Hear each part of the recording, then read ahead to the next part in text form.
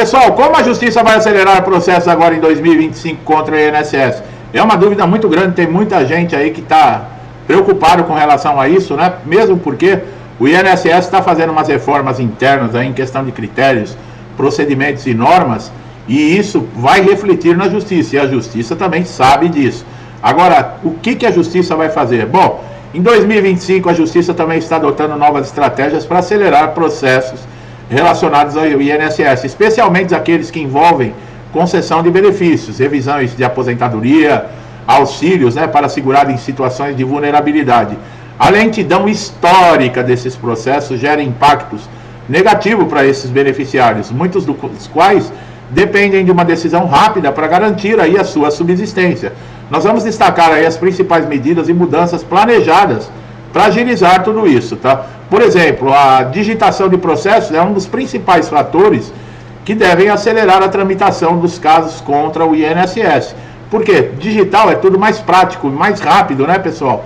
Antes, aquela parte burocrática, aqueles processos imensos, naquelas capas rosas, tinha 500 mil folhas no processo, tinha que passar por um setor para carimbar, tinha que passar por outro setor para conferir, tinha que passar no outro setor para autorizar, tinha que passar pelo outro setor para despachar. Hoje não precisa nada disso. O próprio juiz, ele pode já dar a sentença diretamente digital e já tomar atitude. Tá? Em 2025, o processo judicial eletrônico, ele vai ser expandindo, permitindo que todos os procedimentos, desde a petição inicial até a sentença, ocorram de forma digital. Isso reduz prazos de tramitação, elimina a necessidade de deslocamento de entrega de documentos, como eu acabei de falar, facilita o acesso remoto também para advogados, para segurados.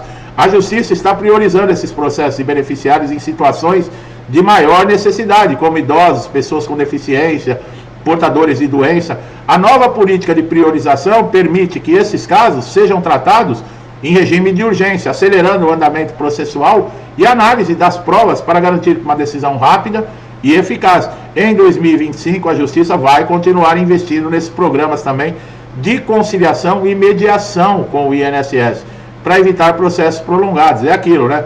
Esses programas, eles vão tentar solucionar disputas por meio de acordos, né, rápidos e consensuais, evitando prolongamento desnecessário de demandas e congestionamento do sistema judiciário.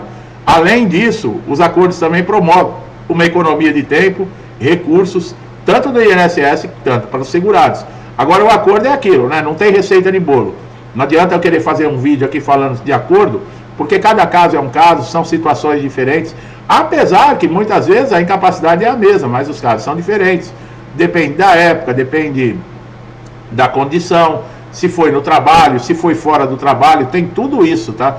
E a Justiça, ela tem que lidar com essas diferenças, inclusive no momento do acordo. A utilização também de perícias digitais, né, que está sendo ampliada para reduzir os prazos de espera. Muitos segurados que aguardam meses por uma perícia presencial, especialmente em áreas remotas, por exemplo, área rural. As teleperícias, né, que o INSS em alguns lugares tentou implantar, mas não se sabe se foi para frente ou não, porque eles também não divulgam. Esses exames médicos podem ser realizados virtualmente, acelerando a avaliação da incapacidade e facilitando a concessão de benefícios como auxílio-doença e aposentadoria por invalidez. Nós não vemos hoje, por exemplo, na área criminal, o juiz, ele fazendo, por exemplo, a parte lá do processo, falando muitas vezes com o criminoso, com as testemunhas, virtualmente. Isso serviria também para o juiz no caso de INSS.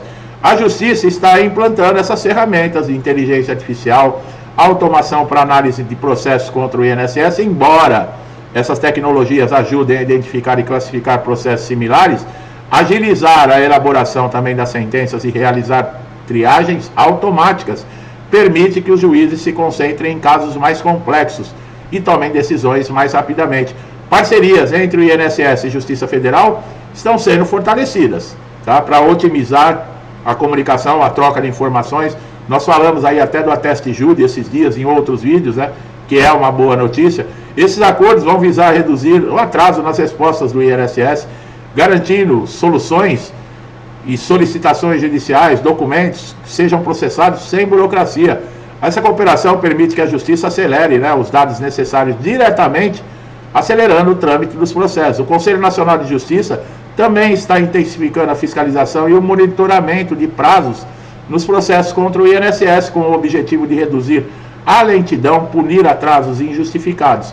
Esse acompanhamento mais rigoroso obriga o INSS a cumprir prazos e tomar medidas mais ágeis para responder às demandas judiciais.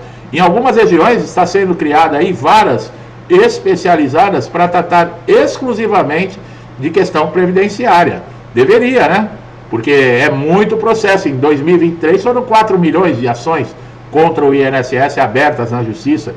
Com os profissionais e peritos especializados em direitos previdenciários, essas varas elas conseguem lidar de maneira mais rápida e assertiva com relação aos processos do INSS, reduzindo o acúmulo de ações e garantindo uma análise mais técnica dos casos, né? Para casos que o beneficiário já obteve, por exemplo, decisão favorável, o pagamento do benefício ele é emergencial, tá? O sistema de urgência está sendo implementado para liberar o pagamento em até 30 dias após a decisão da Justiça. Esse sistema vai garantir que essas pessoas não fiquem sem recursos, né? Depois que receberem a sentença. Para evitar falhas processuais e erros também que prolonguem o trâmite, a Justiça e o INSS estão fortalecendo programas de orientação do segurado, coisa que o INSS não faz, né, pessoal? Esses programas buscam informar melhor o beneficiário sobre como realizar pedidos, quais documentos são necessários, como proceder no caso do benefício seja negado. Isso inclui uma expansão do acesso também de defensores públicos e advogados previdenciários gratuitos para auxiliar os segurados de baixa renda. Essas mudanças visam acelerar o tempo de resposta dos segurados, garantindo que processos previdenciários sejam resolvidos de uma maneira mais célere e os direitos dos beneficiários sejam preservados com mais eficiência, né? Em 2025, essas perícias judiciais também, no âmbito do INSS, devem passar por algumas alterações e seguir diretrizes que visam tornar o processo mais ágil. Isso na Justiça. Transparência, justiça, para quem depende, por exemplo, do benefício, né? Vai mudar o quê? Eles vão pedir exames, né? Vão receberem documentação que é feita, né, na abertura da solicitação de um benefício judicial, como auxílio-doença, aposentadoria por invalidez. É necessário atender os requisitos. As mudanças estão ocorrendo no cenário, né, e buscam melhorar essa prestação de serviço, tá? A utilização de perícias digitais realizadas, né, como nós falamos, por teleperícia, vai continuar a crescer, esperamos, tá? Mas desde que seja algo sério também, né, pessoal?